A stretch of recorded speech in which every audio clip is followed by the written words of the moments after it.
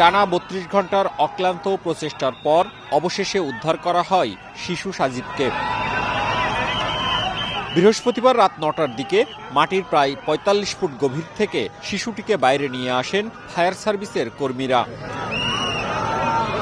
উদ্ধার শেষে আগে থেকেই প্রস্তুত মেডিকেল টিম শিশুটির প্রাথমিক স্বাস্থ্য পরীক্ষা করে। এরপর তানোর উপজেলা স্বাস্থ্য কমপ্লেক্সে নেওয়া হলে মৃত ঘোষণা করেন চিকিৎসক। ৮ ইঞ্চি এই ডায়ার একটা ছোট ইসের মধ্যে যখন চেষ্টা করা হয় তখন কিন্তু অনেক মাটি পড়ে যায়, ছোট ছোট হোল। এই হোলে কিন্তু এর আগেও দুর্ঘটনা ঘটেছে। সরকারের কাছে বলবো যে এই বিষয়গুলি যেখানে যেখানে রয়েছে দ্রুততার ভিত্তিতে এটা যেন অবশ্যই এটাকে ফিল আপ করা হয়।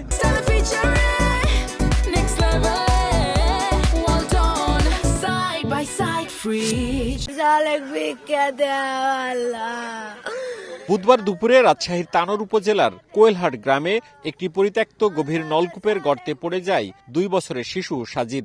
উদ্ধারে অংশ নেয় ফায়ার সার্ভিসের ৮টি ইউনিট। ব্যবহৃত হয় বিশেষ সরঞ্জাম ও খনন যন্ত্র। মওদুদ রানা, সময় সংবাদ, রাজশাহী।